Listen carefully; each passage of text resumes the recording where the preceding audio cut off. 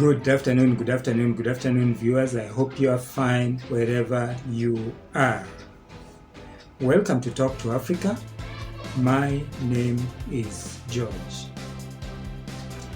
The bottom-up economic model of William Ruto is something that needs not be ignored. We need to listen to this model, analyze it, and find out exactly how it will be applied in the context of the Kenyan economy. If you're watching this program for the first time, kindly subscribe and grow our membership. Like any of our videos, please do so by clicking like on YouTube.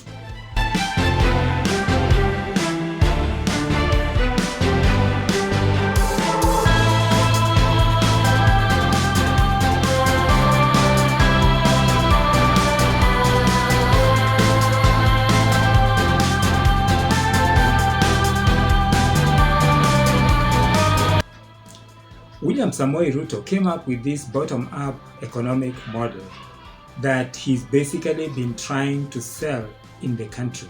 So many things have been said about it, some of them obscene. But I believe that every Kenyan who has an idea of how to improve the economy should be given a chance to explain how they intend to do so if they're elected. This applies equally for the presidential candidates and more so too for governors of the 47 counties. The first time I heard about the bottom-up economic model, it was basically one of those models that President Biden of the United States of America was running with in the last general election against Donald Trump.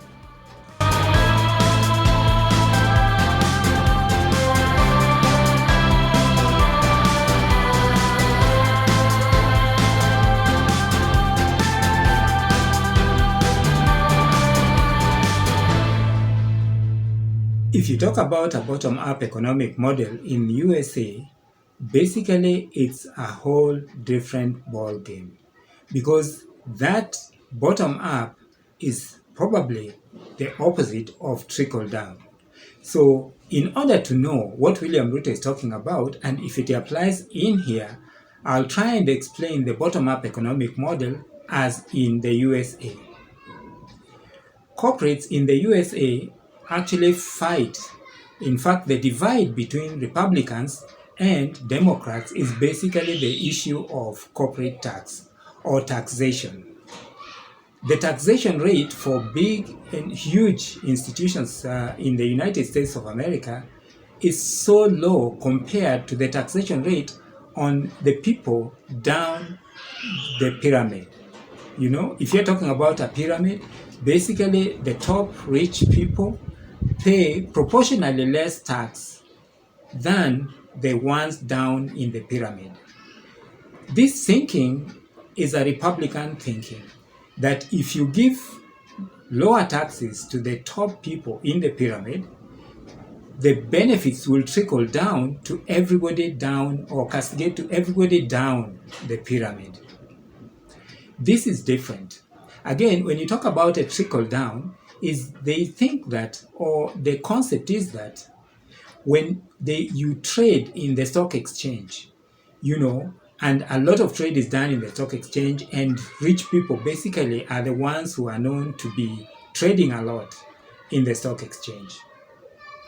That when those people trade, or the stock exchange market is doing so well, you know, because mainly it is captured by rich people, there will be a trickle-down effect in the pyramid.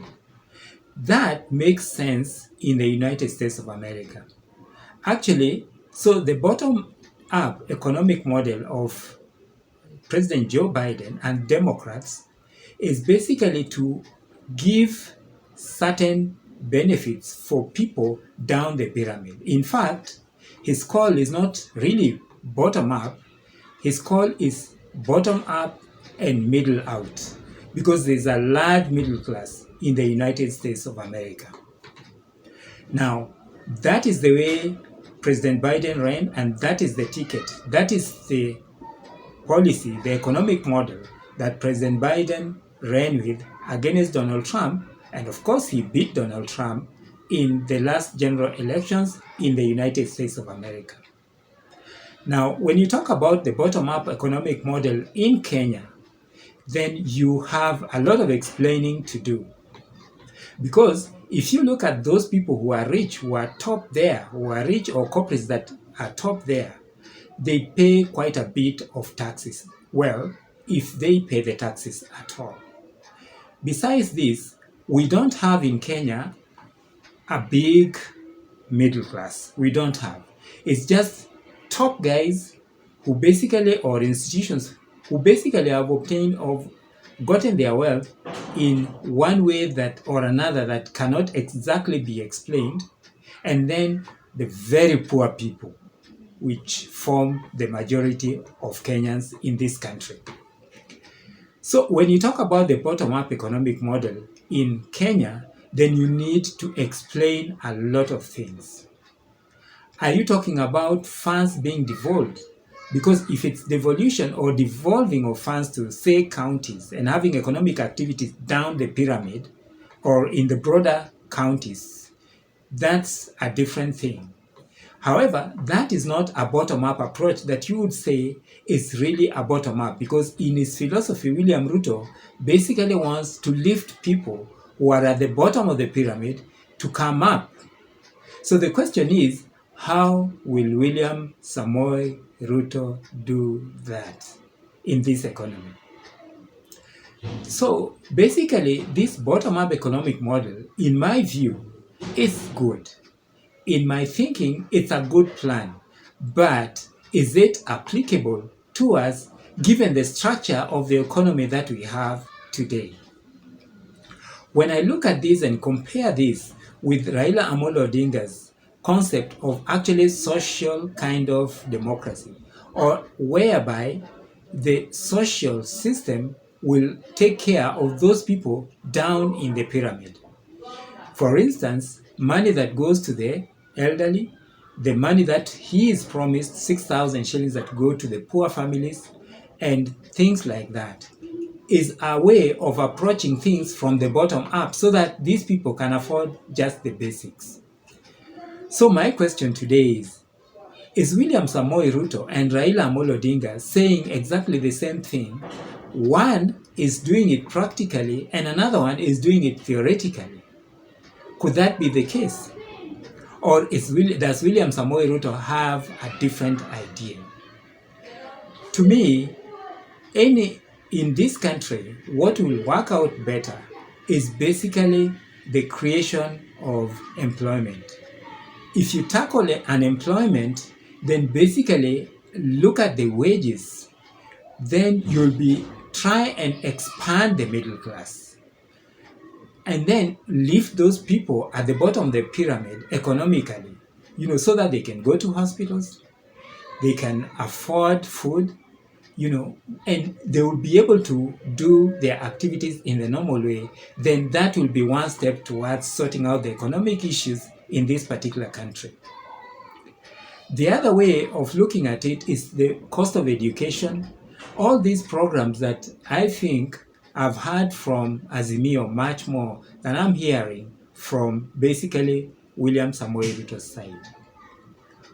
What is it exactly that William Samoei Ruto needs to do so that he can actually remodify or redo this economic model of bottom-up so that it's applicable to the normal person down in the village?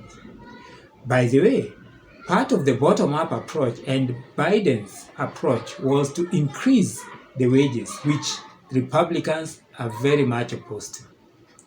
So it is always good to listen to any person who has ideas in terms of improving this economy. All we can do is to point out some of those things that basically cannot allow those economic models like the bottom-up or Raila Odinga's economic model to flourish. Some of those things are like corruption, and theft, actually. Let's face it. The bulk of the money that government spends, or those government tenders and everything, is either stolen or looted.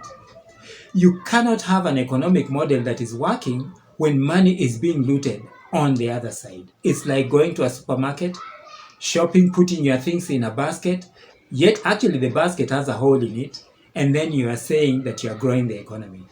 So corruption is one of those things that basically require to be addressed. The Uhuru Muigai Kenyatta has done a good job in terms of doing infrastructure and actually trying to have those facilities, be they schools, hospitals, roads, electricity, having those facilities near people. So, like Raila says, he will piggy ride his economic development plan on the infrastructure that Kibaki and Uhuru Muigai Kenyatta have laid. And that's a good plan. So, do you believe the bottom-up economic model can work in Kenya? Does Raila Odinga have the right idea but has not explained it theoretically?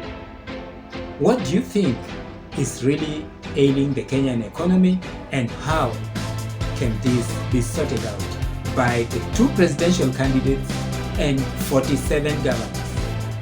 I have in mind counties like Kisumu, which have been unable to move at all economically. Governors hold those keys. I'll talk about that in another time, but today I wanted to unpack this bottom-up economic model of William Samoei Ruto. Thank you very much for tuning in. Welcome to Talk to Africa. My name is George.